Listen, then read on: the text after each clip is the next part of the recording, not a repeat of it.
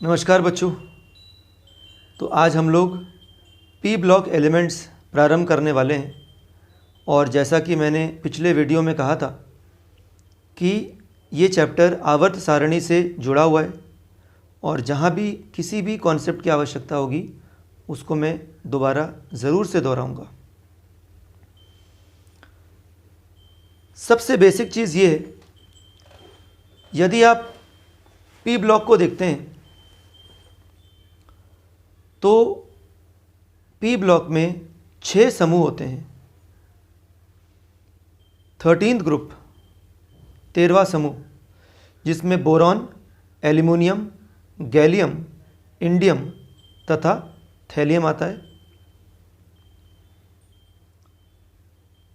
इन सभी तत्वों का इलेक्ट्रॉनिक कॉन्फ़िगरेशन, इलेक्ट्रॉनिक विन्यास की अगर बात की जाए तो उसमें एक जनरलाइजेशन है।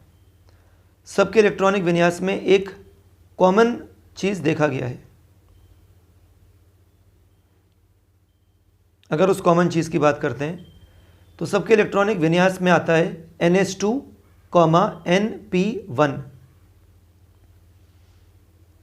N का अर्थ है मुख्य क्वांटम संख्या, प्रिंसिपल क्वांटम नंबर। जैसे बोरॉन की बात करते हैं तो बोरॉन का इलेक्ट्रॉनिक विन्यास है 2s2, 2p1।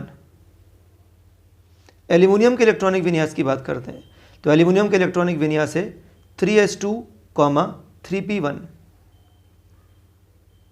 गैलियम के इलेक्ट्रॉनिक विन्यास की बात करते हैं तो गैलियम के इलेक्ट्रॉनिक विन्यास है 4s2, 3d10, 4p1।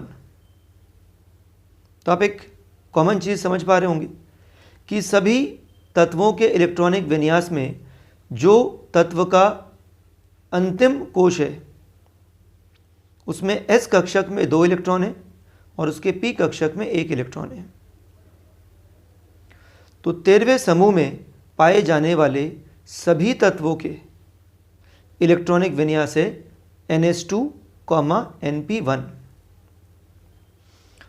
अब जैसा कि मैंने गैलियम के लिए बोला, गैलियम का इलेक्ट्रॉनिक विन्यास है 4s2, 3d10, 4p1। इंडियम का इलेक्ट्रॉनिक विन्यास है 5s2, 4d10, 4p1। और लास्ट थैलियम, इसका इलेक्ट्रॉनिक विन्यास है 6s2, 4f14, 5d10, 6p1। अब आप कैसे समझेंगे कि बीच में डी कक्षक आ गए, थैलियम में बीच में डी कक्षक भी आ गए, एफ कक्षक भी आ गए। तो ये तमाम चीज़ें स्ट्रक्चर ऑफ एटम, परमाणु संरचना में जब अफबाऊ का सिद्धांत पढ़ते हैं तो वहाँ ये बताया जाता है कि 1s के बाद 2s, फिर 2p, फिर 3s, फिर 3p, उसके बाद 4s के बाद 3d कक्षक भरे जाते हैं और 3d कक्षक के बाद फिर 4p भरे जाते हैं, फिर 5s, 4d, 5p, 6s भरे जाते हैं, उसके बाद 4f भरे जाते हैं, फिर 5d और फिर 6p।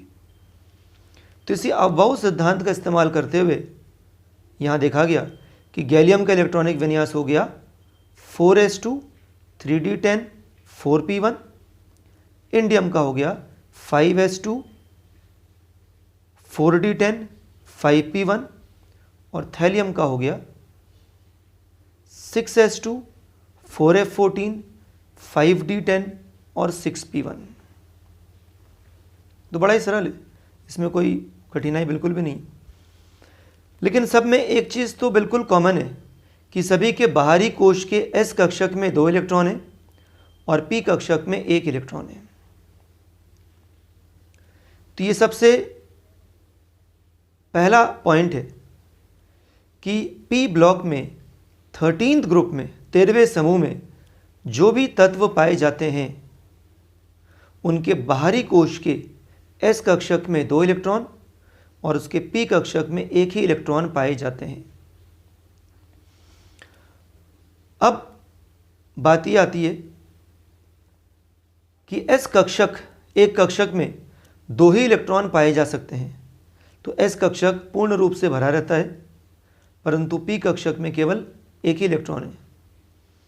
अर्थात p कक्षक जो है उसमें अभी 1 इलेक्ट्रॉन है और बाकी खाली है। और जैसा कि आपको पता है कि p कक्षक के 3 प्रकार के अभिविन्यास होते हैं, px, py और pz।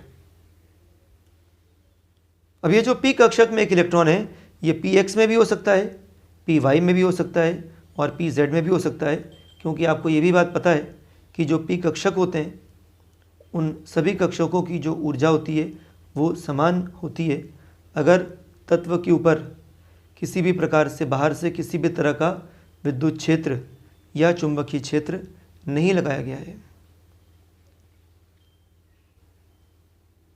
अर्थात इलेक्ट्रॉनिक विन्यास को देख करके ये बात पूर्ण रूप से हम समझ सकते हैं कि 13वें समूह में पाए जाने वाले जो भी तत्व होंगे उसके बाहरी कोश के p कक्षक में, क्योंकि 1 ही इलेक्ट्रॉन है अर्थात कक्षक युग्मित नहीं है, और यदि तत्व में कोई भी कक्षक अयुग्मित रहता है तो वो अनुचुंबकीय होता है।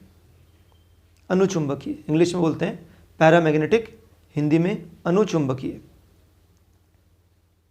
तो ये आपको दोनों चीज़ पहले पॉइंट में इंटर रिलेटेड जुड़े हुए हैं कि 13वें समूह में पाए जाने वाले जो तत्व हैं उनका इलेक्ट्रॉनिक विन्यास NH2, Np1 होगा और ये तत्व अनुचुंबकीय होंगे, क्योंकि इसमें एक ऐसा कक्षक है जिसमें केवल 1 ही इलेक्ट्रॉन है। तो ये है पहला गुणधर्म।